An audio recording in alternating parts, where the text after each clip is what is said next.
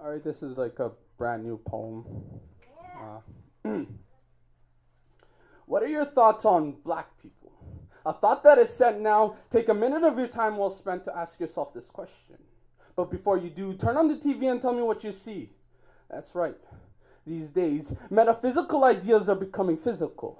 That staring into that 3D box is putting us into this 3D box, a mental solitary confinement solidifying around us as the media's portrayal of our people being the drug-using, women-abusing monsters that we are has them injecting segregation into our skins and carving a perception that the blackest thoughts of men being the darkest men.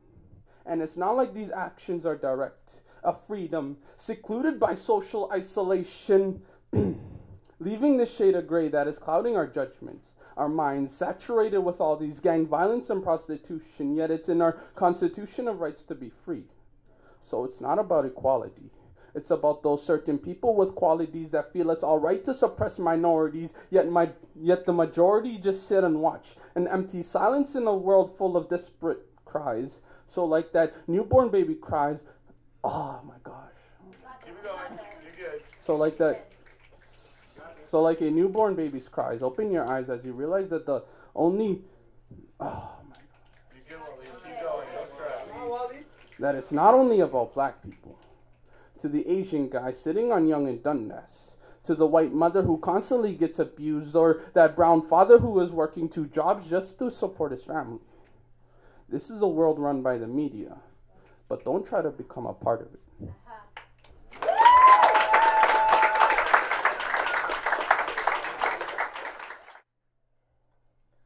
They always told me, be yourself. That's what people look for. But I've always been a pessimist, so it's hard for me to look for. People think it's effortless, find someone nice, then want more. But I've always been taught, be yourself. That's what people look for.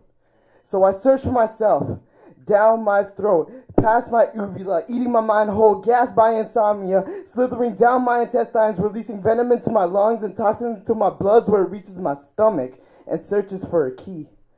Confidence and personality, consciousness clicking inside of me, compliments all surrounding this key that I happen to hold in my hand. See, I once lent this to a man and, well, let's just say his situation had me bothered. He was fathered by a father he didn't consider his father. So sometimes when you're fathered by a father you don't consider your father, you look up to the Heavenly Father and say, Father, please help me find a father that I'll consider my father. See, I once had to use this key. I was raised by 2 parents. I barely see my dad, though. It's apparent they were great parents, and I am mad. So I was an Asian kid, born in Greensboro, raised in the heart of the teenage years, spent out in Scarborough. That's where I met my friends, and my love to use words to work, periods to be the best. Period, commas, put them in a coma, colons, leave them swollen, exclamations were my explanation, ducking my depression through my expression and devoting these emotions plus stressing the thoughts of a late night insomniac. So before you judge me, no, I never bottle it up. Food for thought is only as important as what'll follow it up.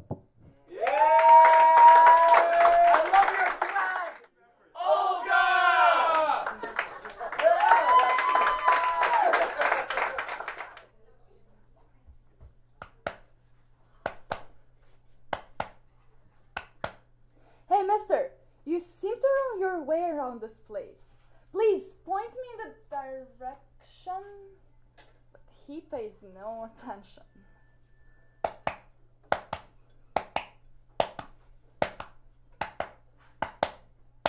Now I increase my pace.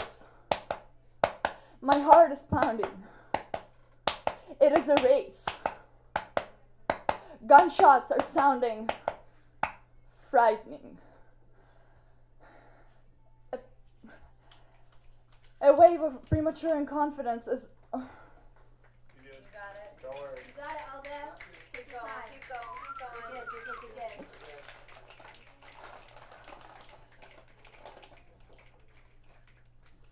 I feel a wave of premature inconfidence. I feel that moment. It's intense, and although it might not make too much sense, I need to catch that little seed of doubt, of thought to plant and water and take care. No, wait, just stop. We're still not there. Let's catch it first, imagine later, before it finds itself a shelter somewhere else where there's no me, where it's so far my mind can't reach. I mean, tomorrow always brings new thoughts, but it's today I've always thought. It is right now, this moment, here. You're okay. Tomorrow always brings new thoughts, but it's today I've always thought. It is right now, this moment, here. The one I miss, it disappears, it dissolves, escapes. Under my nose, behind the drapes, out of the window, out in the air. Well, at least I still know it's out there, somewhere.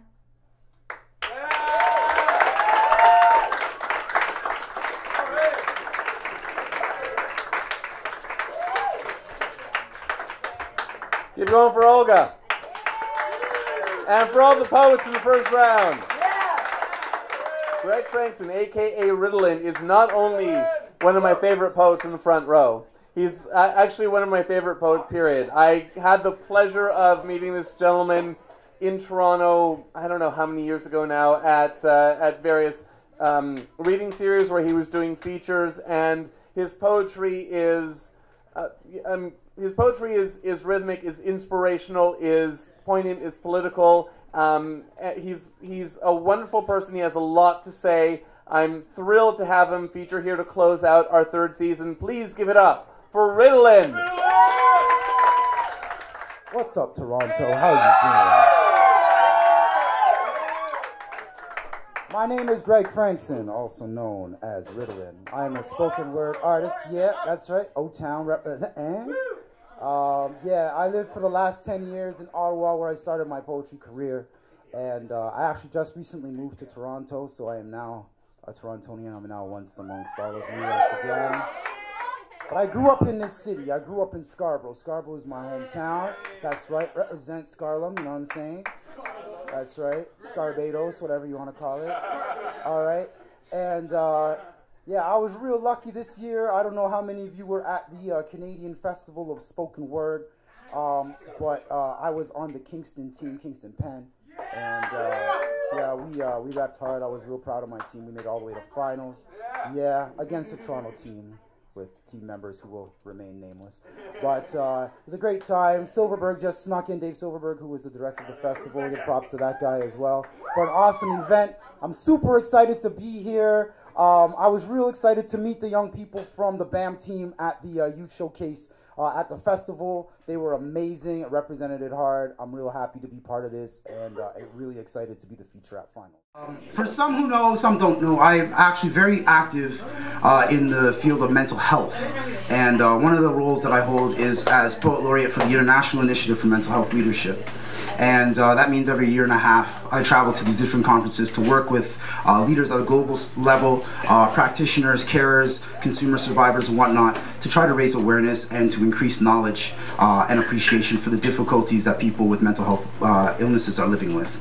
And so one of the pieces that I wrote at the first conference I attended in Ottawa in 2007 was this song that I'm about to sing.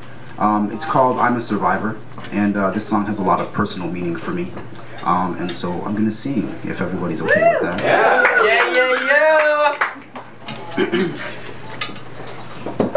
Can you hear me? Understand the words I say? Within the shackles on my mind, I know I need to break away. Try keeping me silent, isolated from what's true, but my tongue cannot be still that way after all that I've been through.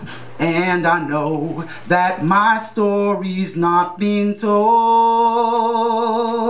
and I know they'll try to beat me down and turn my hopes ice cold. But through the strain of every day, I keep on making my own way, and I feel so strong inside, because if I'm a survivor, it's because of my passion to live, and I just cannot cannot stop resisting. I've got much more to give. If I'm a survivor, then I'm a fugitive from the jail. And if we can't tear down those cages, humanity surely fails. If I'm a survivor, if I'm a survivor, survivor. Do you know me?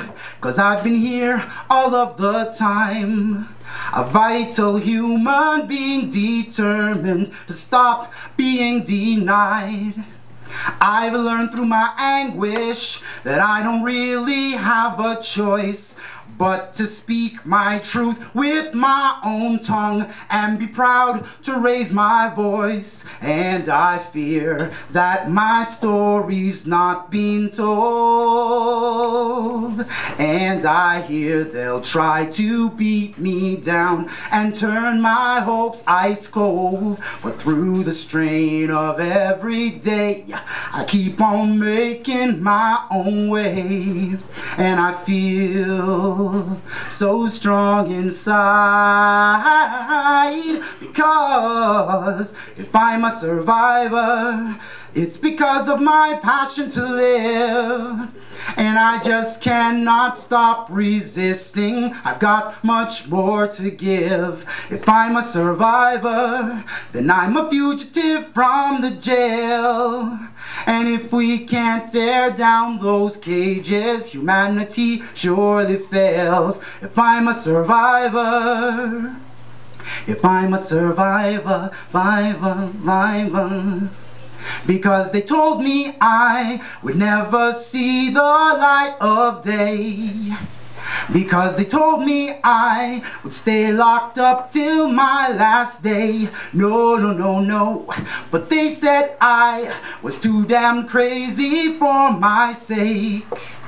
But then I told them I'm not going to make that last mistake. Not going to keep me in this state. I'm going to see the light of day. So I'm gonna leave, go fly away, away, away. Because if I'm a survivor, it's because of my passion to live.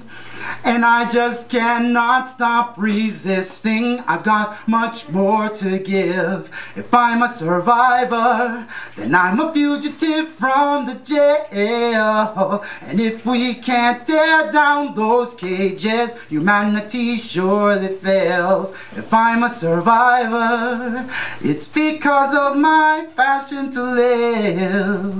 Oh, oh, oh, oh.